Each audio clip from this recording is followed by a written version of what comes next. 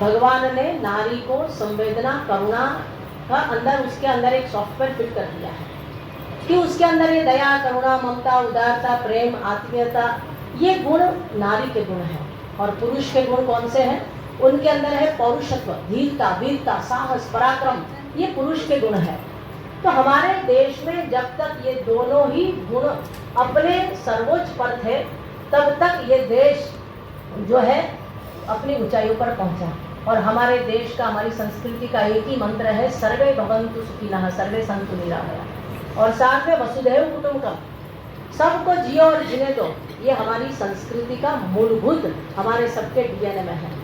और इसी चिंतन को लेकर के, इसी स्वभाव, इसी संस्कार को लेकर के हमारी संस्कृति आज हजारों साल में जिंदा रही है, मानवता के लिए, संवेदना के लिए, करुणा के लिए।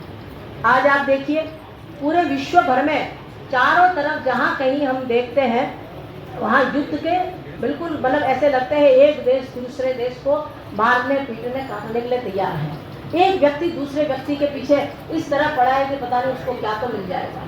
पर हमारे देश में देखिए, हमारे जो नेतृत्व करने वाले हैं उनके अंदर भी वो भारतीय संस्कृति का चिंतन है। वो युद्ध नहीं शांति चाहते हैं, वो कलह नहीं सुलह चाहते हैं और सोचते हैं कि सब एक हो जाए। हमारा मंत्र सर्वे भवन्तु सुखिनः, सबको साथ में लेकर के चलेंगे तभी मानवता बच पाएगी। ये हमारी संस्कृति की मूलभूत भावना है। और भाइयों बहनों, हमारे यदि प्राचीन इतिहास हम देखते हैं तो हमारे यहाँ पर जो भी हमारे यहाँ के लोग थे उनके अंदर यही करुणा संवेदना की पराकाष्ठा थी। ज्ञान था तो उसके अंदर संवेदना थी, पराक्रम था पर संवेदना थी। खाली पराक्रम हो और संवेदना ना हो तो वो हिंसा कलह मचा सकती है, वो विद्रोह कर सकती, वो युद्ध कर सकती है। पर उसके यदि संवेदना करुणा हो जाए तो निश्चित रूप से मानवता का वो कल्याण करती है, मानवता का विकास करती है। यही मंत्र हमारी संस्कृति का रहा है। और साथ में जब कभी हमारे देश में दूसरे देश वालों ने आक्रमण किया, हमारी संस्कृति पर प्रहार किया और संस्कृति की जननी नारी पर जब प्रहार हुआ तो वो नारी को मजबूरन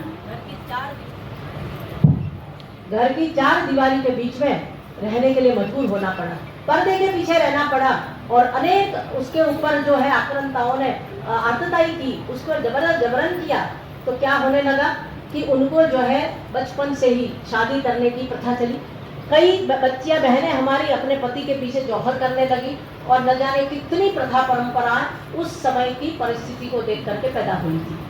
और समय एक जैसा नहीं रहता है, परिवर्तन का चक्र गतिशील है और धीरे धीरे धीरे धीरे हमारे देश में जो है वो परिवर्तन की लहर चल पड़ी। जो नारी दबी कुचली हुई थी और पुरुष ने धीरे धीरे धीरे धीरे अपना आधिपत्य, मतलब ये सोचो कि एक प्रकृति की ही इच्छा थी या फिर वो समय परिस्थिति की मांग थी कि नारी के गुण समाज में धीरे धीरे दब गए और पुरुष के गुण हावी हो गए। यदि एक गुण दब जाए और दूसरा गुण हावी हो जाए तो निश्चित रूप से मानिएगा कि उसमें सही नहीं होता है। यदि पुरुष के गुण समाज में हावी होंगे तो बुद्धि बढ़ जाएगी, ताकत बढ़ जाएगी, साहस बढ़ जाएगा, उसके अंदर पराक्रम बढ़ जाएगा। पर भावना नहीं होगी तो आज क्या हो रहा है समाज में? अनीति, अत्याचार, पापाचार, बहन बेटियों की इज्जत सुरक्षित नहीं है और चारों तरफ जो कोहराम मचा हुआ है उसका एकमात्र परिणाम है कि नारी गुणों का खो जाना। तो परम पूज्य गुरुदेव ने कहा, बेटा ये नारी जागरण का मतलब क्या है कि समाज में जो हिंसा, जो आज एक मतलब कहते हैं ना कि पराकाष्ठा पर है कलयुग की, कि व्यक्ति का चिंतन गड़बड़ाया है, उसका चरित्र पतन की ओर जा रहा है, तो उसके लिए हमें क्या करना होगा? तो उसके लिए हमें उन मातृ शक्ति जिसके अंदर ये संवेदना भावना करुणा है उसको जगाना होगा। जब तक नारी जागृत नहीं होगी तब तक समाज में कोई परिवर्तन नहीं आ सकता है। उसको बोध कराना होगा कि भगवान ने हमें कौन कौन सी विभूतियां दे करके भेजा है। एक परम पूज्य गुरुदेव ने प्रज्ञा पुराण में कथा लिखी है कि एक शेठ जी थे, बड़े संपन्न थे और उनके इतनी संपदा थी, पत्नी नहीं थी, छोटा सा बच्चा था और सेठ जी को कोई अचानक बीमारी हो गई। उनको लगा अब मैं ज्यादा दिन नहीं टिक पाऊंगा। अपने मुनीम को बुलाया और मुनीम को बुला के कहा कि आप मेरी जितनी संपदा है उसको बेच करके हीरों का हार बना करके लाइए। मुनीम आज्ञाकारी थे, उन्होंने वैसा ही किया क्योंकि सेठ जी जानते थे कि मेरे जाने के बाद मेरे बच्चे की हालत जो है ये मेरे सगे संबंधी सब कुछ लूट करके चले जाएंगे। मेरे बच्चे के लिए मुझे कुछ करके जाना चाहिए। और तब एकांत में उस बच्चे को बुलाया और उसको कहा कि बेटा ये हीरो का हार तो अपने गले में पहन ले, किसी को दिखाना मत, कपड़ों के नीचे रखना, तू बड़ा हो जाएगा तब तुमको पता चलेगा। बच्चा बेचारा वैसा ही किया। कुछ दिनों के बाद पिता नहीं रहे, बच्चा दर दर की ठोकर खाने लगा। एक दिन किसी जौहरी के बाजार से निकला, किसी जौहरी की निगाह उसकी वो गर्दन पर पड़ गई, हीरे, चमकते हीरे पर, और उसने कहा बेटा ये क्या है, अपने पिता की बात बताई। पिता के मित्र थे, उस पर दया आई, कहा बेटा ये एक हीरा ले करके जा, इसकी कितनी कीमत है। बच्चा बड़ा हो गया था, उसने पूछा, किसी ने लाख, 2 लाख, 10 लाख, और असली हीरा था।